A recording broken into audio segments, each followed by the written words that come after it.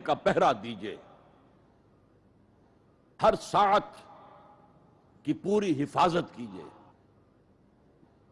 کہیں نافرمانی کا کوئی ارتکاب نہ ہو اور عین اس حالت میں کہیں موت نہ آ جائے۔ میں وہ حدیث آپ کو سنا چکا ہوں، لا یزنی الزانی حین یزنی وہو مومن، کوئی زانی حالت ایمان میں زنا نہیں کرتا، جب وہ زنا کر رہا ہوتا ایمان اس کے دل سے نکل کر اوپر سر پر منڈلاتا رہتا۔ کوئی چور حالت ایمان میں چوری نہیں کرتا، ولا یسرق السارق حین یسرق وہو مومن، کوئی شرابی حالت ایمان میں شراب نہیں پی سکتا، ولا یشرب الخمر حین یشرب وہو مومن۔ اگر ایمان بھی ہو دل میں اور یہ حرکات بھی ہو رہی ہو تو وہ ایمان 2 پیسے کا نہیں، 2 ٹکے کا نہیں، کیا اس ایمان کی قیمت ہے، کیا قدر و قیمت ہے اس کی؟ اب اگر عین اسی حالت کے اندر موت آ گئی تو یہ تو خلوع ایمان ہے، ایمان کا خالی ہو جانا ہے۔ یہ ہے وہ بات جو کہی گئی۔ اب یہ اسلام اور تقوی، ان دونوں کو یہاں نوٹ کر لیجئے۔ یا ایھا الذین آمنوا اتقوا اللہ حق تقاتہ ولا تموتن الا وانتم مسلمون۔ اے ایمان کے دعوے دارو، اللہ کا تقوی اختیار کرو جتنا کہ اس کے تقوی کا حق ہے، اور دیکھنا موت نہ آنے پائے مگر فرما برداری کی حالت میں۔ اب یہ اینٹیں اگر پختہ ہو گئی ہیں، ہم نے جہاد کے مختلف مراحل ان پر غور کیا تھا۔ پہلا مرحلہ کیا تھا؟ نفس امارہ کے خلاف جہاد، شیطان اور اس کی ذریت صلبی و مانوی کے خلاف جہاد، بگڑے ہوئے معاشرے کے جو پریشرز ہیں ان کے خلاف جہاد۔ یہ 3 جہاد کر کے کما حقہ فرض کیجئے کہ اب آپ تقوی اور فرما برداری کی روش پر راسخ ہو گئے، قائم ہو گئے۔ اب اگلا قدم کیا ہے؟ اب ان اینٹوں سے فصیل بنانی ہے۔ اینٹیں تو مضبوط ہو گئی، پوری طرح پٹ گئی، پختہ ہو گئی۔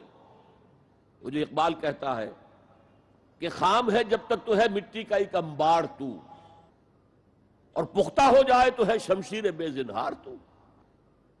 اور جس سے اکبر الہ آبادی نے بھی کہا ہے، اس سے بھی بہتر انداز میں کہا ہے، تو خاک میں مل اور آگ میں جل، جب خشت بنے تب کام چلے، ان خام دلوں کے عنصر پر بنیاد نہ رکھ، تعمیر نہ کر۔ اگر ساحل سمندر سے ریت لے کے گولا بنا لیں، وہ نم تو ہوتی ہے ریت، گولا بن جائے گا، پھر اسے شیشے پر بھی ماریں گے، شیشہ کھڑا رہے گا، ریت بکھر جائے گی۔ اسی گولے کو ذرا بھٹی میں ڈال کے پکا لو، روڑا بنا لو، تو خاک میں مل اور آگ میں جل، جب خشت بنے، جب اینٹ بنو گے تب کام چلے۔ اب اگر اسے مارو گے تو کوئی نتیجہ تو برآمد ہوگا کہ نہیں؟ تو یہ پختہ افراد کی شخصیت کو پختہ کرنا جو ہے کہ اجتماعی اس کو نظر انداز کرتی ہے، جیسا کہ میں نے عرض کیا تھا۔ پہلی منزل تعمیر نہیں کی، دوسری کے اوپر چڑھانا ہو گئے، دوسری ہے نہیں، تیسری جو ہے وہ ہوا کے اندر اس کی تعمیر ہو رہی ہے۔ ہماری بہت سی ناکامیوں کا اصل سبب یہ ہے۔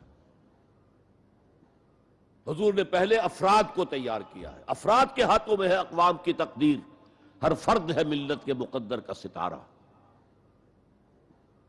اور ہر ہیئت اجتماعی یا کوئی تنظیم ہو، کوئی جماعت ہو جو اسلام کی سربلندی کے لیے کام کرنا چاہیے، اسے سب سے پہلے پختہ کردار والے افراد تیار کرنے ہوں گے۔ یا ایھا الذین آمنوا اتقوا اللہ حق تقاتہ ولا تموتن الا وانتم مسلمون۔ اب دوسرا نکتہ کیا ہے؟ ان کو جوڑنا ہے، اب اینٹوں کو جوڑنا ہے۔ And for that you need a cement substance۔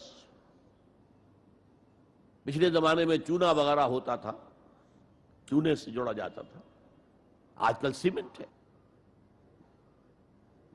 اگر یہ سیمنٹ سبسٹنس مضبوط ہے تو یہ فصیل اور دیوار مضبوط ہے، اگر یہ نہیں ہے تو چاہے اینٹیں پختہ ہوں تب بھی سیلاب کا ریلا آئے گا، بہا کے لے جائے گا۔ اینٹوں کی پختگی کے ساتھ ساتھ ان کو جوڑنے والا مورٹر جو ہے اس کو بھی مضبوط ہونا چاہیے۔ اس لیے دوسرا نقطہ، یہ سہ نکاتی لائے عمل، 3 نکاتی لائے عمل. پہلا تقوی اختیار کرو اور اللہ تعالیٰ کی پوری فرما برداری اختیار کرو، کوئی لمحہ تمہارا نافرمانی میں نہ گزرے. اب وَاعْتَصِمُوا بِحَبْلِ اللَّهِ جَمِيعًا وَلَا تَفَرَّقُوا، چمٹ جاؤ اللہ کی رسی کے ساتھ مل جل کر اور تفرقے میں نہ پڑو. اعتصام عصمت سے بنا ہے، عصمت حفاظت کو کہتے ہیں. اعتصام حفاظت حاصل کرنا. جیسے آپ دیکھتے ہیں کہ کسی بچے کو اگر کوئی خوف لاحق ہو جائے، کوئی ڈرائے، وہ آئے گا دوڑے گا ماں کی گود میں آ کر ماں سے چمٹ جائے گا. وہ یہ سمجھتا ہے اپنے چھوٹے سے ذہن کے مطابق میں قلعے میں آ گیا ہوں. یہ دوسری بات ہے کہ کوئی سفاک انسان، جیسے فسادات ہوتے ہیں یا جیسا کچھ سن 47 میں ہوا تھا، کوئی سفاک بھیڑیا صفت انسان آئے، بچے کو کھینچے ماں کی گود سے، اچھالے اور کسی نیزے میں پرو لے. لیکن بچہ یہ سمجھتا ہے کہ میں آ گیا ہوں، پناہ میں آ گیا ہوں، قلعے میں آ گیا ہوں. تو یہ ہے اعتصام. اور عجیب بات یہ ہے کہ جو اس سورہ مبارکہ کی جو ہم نے شروع کی ہیں آیات، وہاں سے ایک آیت پہلے جو ہے 10ویں رکوع کی آخری آیت، وَمَنْ يَعْتَصِمْ بِاللَّهِ فَقَدْ هُدِيَ إِلَىٰ صِرَاطٍ مُسْتَقِيمٍ. یہاں حبل اللہ نہیں ہے، جو اللہ کے ساتھ چمٹ جائے تو اس کی ہدایت تو ہو گئی صراط مستقیم کی طرف. اللہ سے جڑ جاؤ. سورہ حج کی آخری آیت کے بھی آخری الفاظ یہی ہیں، وَاعْتَصِمُوا بِاللَّهِ فَأَقِیمُوا الصَّلَاةَ وَآتُوا الزَّکَاةَ وَاعْتَصِمُوا بِاللَّهِ. وہ تمہارا پشت پناہ ہے. هُوَ مَوْلَاكُمْ فَنِعْمَ الْمَوْلَىٰ وَنِعْمَ النَّصِيرُ. کیا ہی اچھا ہے وہ مولا، پشت پناہ، مددگار، حمایتی، کیا ہی اچھا ہے وہ مدد کرنے والا. تو وہاں پر بھی وَاعْتَصِمُوا بِاللَّهِ، وہی لفظ یہاں آیا، وَمَنْ يَعْتَصِمْ بِاللَّهِ فَقَدْ هُدِيَ إِلَىٰ صِرَاطٍ مُسْتَقِيمٍ. اب یہاں سوال پیدا ہوتا ہے وہ حبل اللہ کون سی ہے؟ اب اصول یہ سامنے رکھیے کہ قرآن مجید میں اگر محسوس ہو کہ کسی جگہ پر کوئی ابہام ہے، اجمال ہے، کہیں وضاحت کی ضرورت ہے، تو یہ حق ہی نہیں فرض ہے محمد الرسول اللہ صلی اللہ علیہ وسلم کا کہ اس کو بیان کریں، واضح کریں، تبیین کریں. انزلنا الیک الذکر لتبین للناس ما نزل الیہم. اے نبی، ہم نے آپ کی طرف یہ الذکر اس لیے نازل کیا ہے کہ آپ لوگوں کے لیے واضح کریں وہ شے جو ان کے لیے نازل کی گئی، ان کی طرف بھیجی گئی. آج ایک عظیم ترین فتنہ ہمارے ہاں جو ہے وہ انکار حدیث کا ہے. وہ گویا کہ حضور کو یہ حق ہی دینے کو تیار نہیں کہ قرآن مجید کی آیات کی توضیح کریں، تبیین کریں، جہاں کہیں کوئی سوال پیدا ہو اس کا جواب دیں. لیکن یہ جان لیجئے یہ حضور کا صرف حق نہیں، فرض ہے. مجھے ایک بڑا تلخ تجربہ ہوا تھا لاہور میں 1973 میں، وہ جو عالمی کانفرنس ہوئی تھی لاہور میں، دنیا کے تمام مسلمان ملکوں کے سربراہ وہاں جمع تھے. تو اس زمانے میں اس آیت کا بڑا چرچا تھا، اخبارات میں بھی بڑے بڑے اشتہار شائع ہو رہے ہیں لوگوں کی طرف سے، وَاعْتَصِمُوا بِحَبْلِ اللَّهِ جَمِيعًا وَلَا تَفَرَّقُوا. رکشاؤں کے پیچھے بھی بینر لگے ہوئے ہیں، ٹیکسیوں کے پیچھے بینر لگے ہوئے ہیں، وَاعْتَصِمُوا بِحَبْلِ اللَّهِ جَمِيعًا. بینر آویزاں ہیں سڑکوں پر جا بجا. لیکن میں ایک پریس میں گیا کہ جہاں میری ایک کتاب چھپ رہی تھی اور تاخیر ہو رہی تھی، تو میں ذرا ان سے کہنے گیا جلدی کرو. وہاں ایک صاحب آئے ہوئے تھے اور بدقسمتی سے آزاد کشمیر، جو ہمارے ہاں آزاد کشمیر کہلاتا ہے، آپ کے ہاں وہ مقبوضہ کشمیر کہلائے گا، اس کے وہ محکمہ جو انفارمیشن ڈپارٹمنٹ کے سیکرٹری تھے، اہم تھے. انہوں نے کہا یہ کیا رہا، یہ لا یعنی کلام ہے، بے معنی کلام ہے. فاعتصموا بحبل اللہ جميعا، کہاں ہے وہ رسی؟ کس کو رسی؟ کون سی رسی کو پکڑوں؟ بہت صدمہ ہوا، لیکن کیا کیا جائے؟ وہ اصل میں کمیونسٹ ذہن کے تھے۔ اب اس لیے وہ اللہ کے رسول نے واضح کیا ہے کہ حبل اللہ کون سی ہے۔ میں وہ حدیث آپ کو سنا چکا ہوں، حضرت علی رضی اللہ تعالیٰ عنہ سے جو مروی ہے نبی اکرم صلی اللہ علیہ وسلم، ترمذی شریف اور دارمی یا بیہقی میں موجود ہے۔ تو اس میں یہ الفاظ میں ہوا حبل اللہ المتین وہوا ذکر الحکیم وہوا الصراط المستقیم۔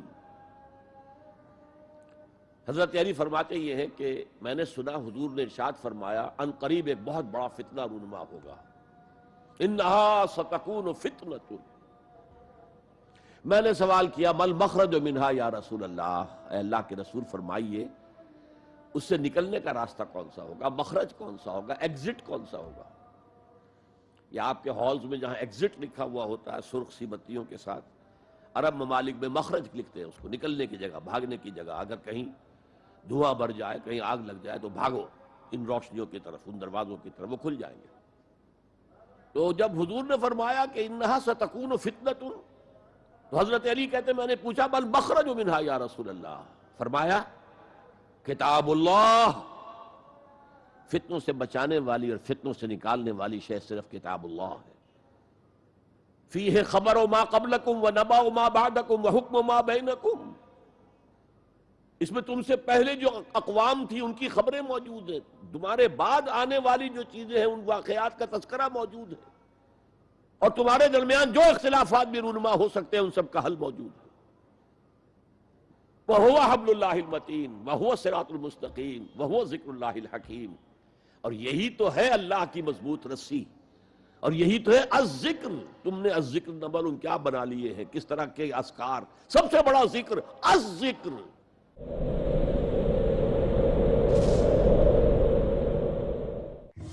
ستیزہ کار رہا ہے ازل سے تا امروز، چراغ مصطفی سے شرار بولہبی۔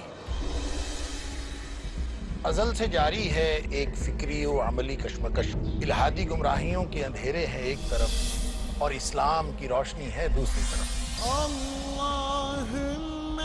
اللہ ولی الذین آمنوا یخرجہم من الظلمات الی النور، اللہ دوست ہے اہل ایمان کا، نکالتا ہے ان کو ان اندھیروں سے نور اسلام کی طرف۔ الحاد کہتے کس کو ہے؟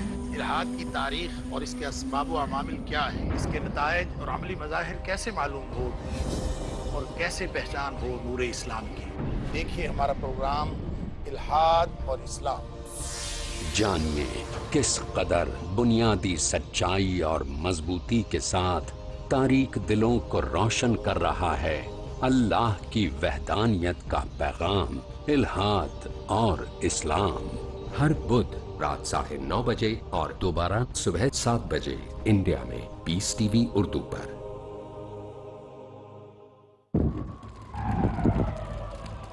Dialogue, discussion, debate, rebuttal, conclusion. Eliminate misconceptions about religion. Get enlightened. Witness Dr. Zakir Naik in a battle of words in Crossfire، ہر اتوار رات 8:30 بجے اور دوبارہ صبح 8:30 بجے انڈیا میں پیس ٹی وی اردو پر۔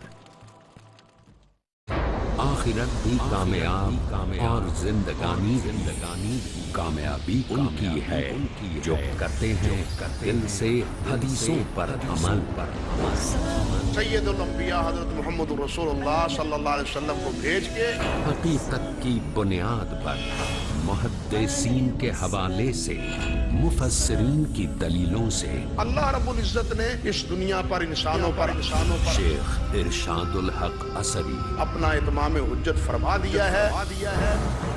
سمجھیے رسول اللہ کے اقوال و اعمال کو جن کا سمجھنا علماء کی کوششوں کی وجہ سے ہو گیا ہے آسان اور سلیس، حجیت و اہمیت حدیث۔ اگلا پروگرام پیس ٹی وی اردو پر۔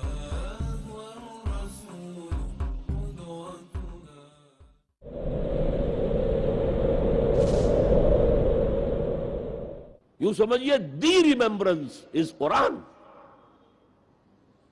اور یہی صراط المستقیم ہے جس کی تم ہر نماز کی رکعت میں استدعا کرتے ہو، اہدنا الصراط المستقیم. یہ صراط مستقیم ہے تو صحیح. تو حبل اللہ قرآن ہے. ایک حدیث میں آتا ہے عبداللہ ابن مسعود سے رضی اللہ تعالی عنہ، القرآن حبل اللہ الممدود من السماء الى الارض.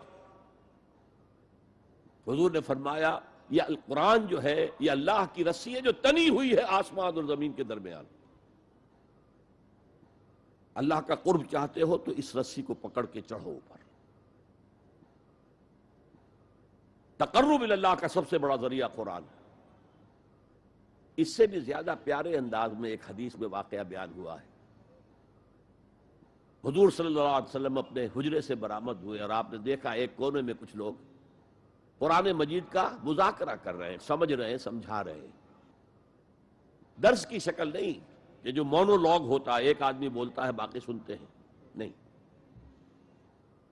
حضور کے چہرے پر بشاشت، خوشی کے، مسرت کے آثار ظاہر ہوئے.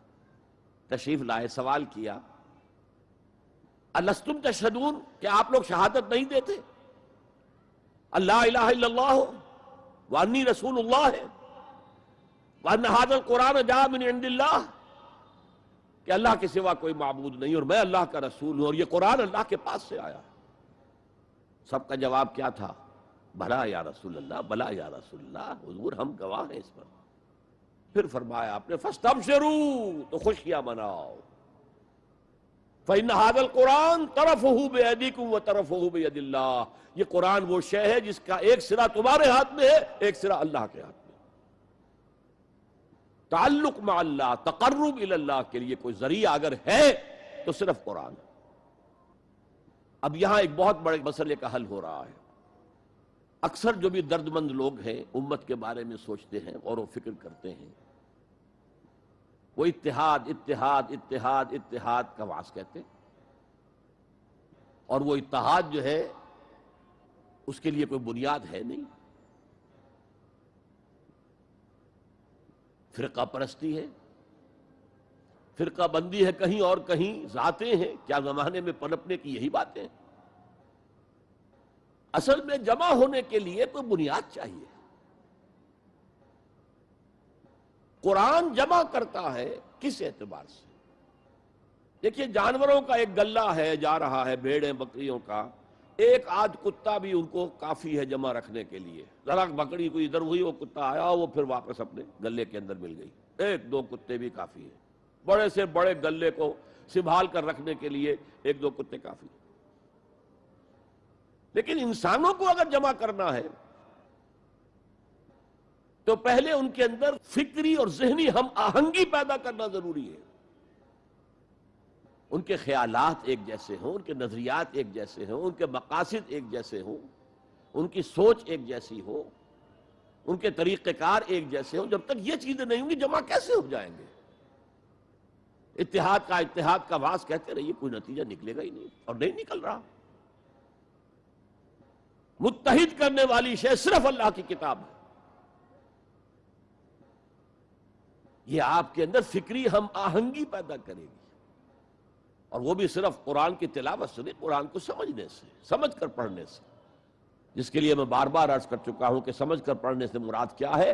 اتنی عربی سیکھ کر پڑھنا کہ قرآن کا مفہوم براہ راست آپ کے ذہن اور قلب میں اترتا جائے. آپ کسی مترجم کے ترجمے کے ذریعے سے قرآن نہ پڑھیں، وہ سیکنڈ ہینڈ نالج ہو جائے گا. وہ تو آپ مترجم کی آنکھ سے قرآن پڑھ رہے ہیں، اپنی آنکھ سے نہیں پڑھ رہے. اگر اس طریقے سے قرآن کے ساتھ جڑ جایا جائے تو ذہنی ہم آہنگی ہوگی، فکری ہم آہنگی ہوگی، مقصد ایک ہو جائے گا، اعلاء کلمت اللہ. وہ جو کہا کسی نے کہ میری زندگی کا مقصد تیرے دی کی سرفرازی، میں اسی لیے مسلمان، میں اسی لیے نمازی. اگر مقصد ایک ہوگا تو ہم مقصد لوگوں کو کہتے ہیں امت. اما یا اموں کے معنی ارادہ کرنا. آمین البیت الحرام، وہ لوگ جو بیت الحرام کا قصد کر کے جا رہے ہیں، سفر کر رہے ہیں. تو امام جس کا کہ سب لوگ پیروی کر رہے ہیں. راستے کو امام کہتے ہیں اس لیے کہ آپ بھی راستے کے پیچھے پیچھے جا رہے ہیں، فالو کر رہے ہیں راستے کے ساتھ. راستہ مڑ گیا، آپ بھی مڑ گئے. تو امت وہ ہے ان لوگوں کا مجموعہ جن کا مقصد ایک ہے. آج ہم کہتے ہیں امت مسلمہ، امت مسلمہ. کہاں ہے امت مسلمہ؟ وحدت امت کا سب سے بڑا خودی خواہ ہندوستان میں علامہ اقبال. ایک ہو مسلم حرم کی پاسبانی کے لیے، نیل کے ساحل سے لے کر تا بخاک کاشغر.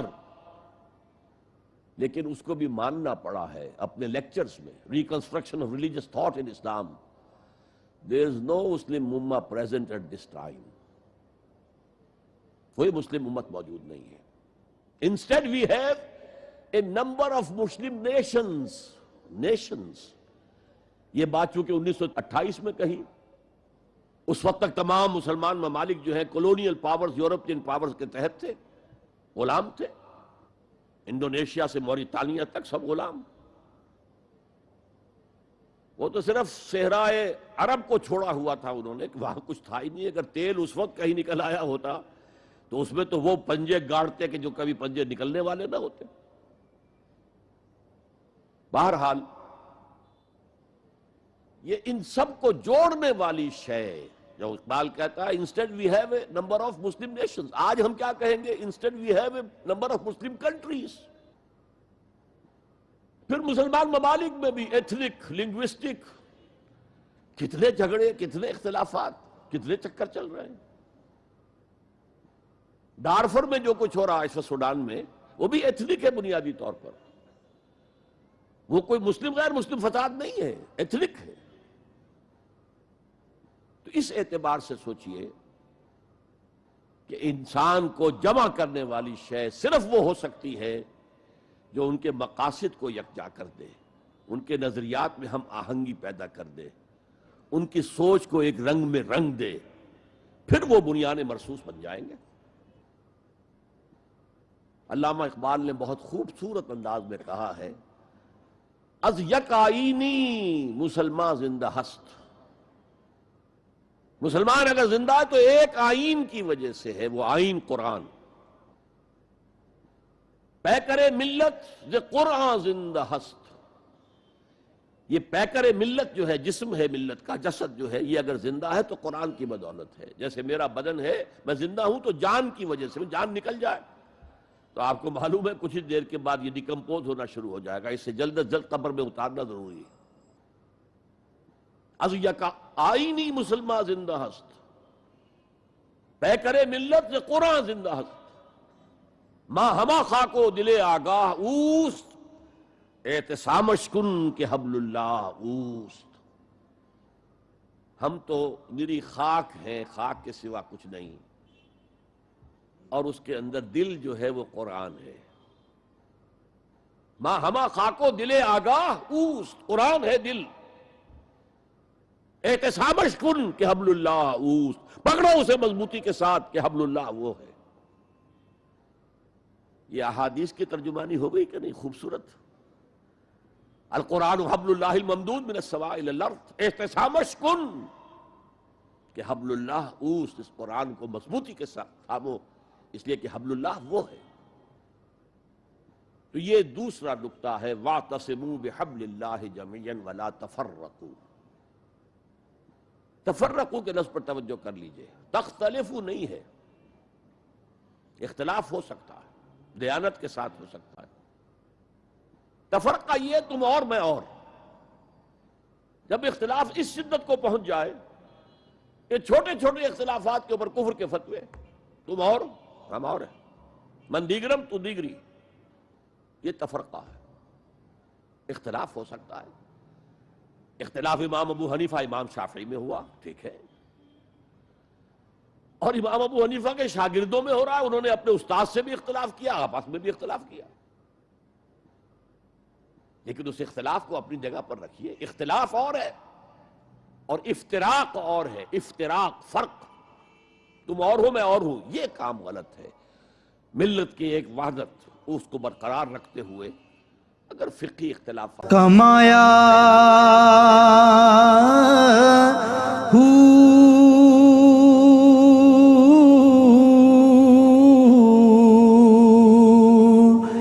ਨਾਮ ਭਜ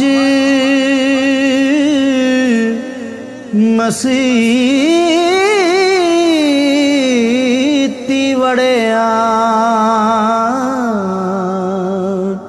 ਨਾ ਤਸਬਾਹ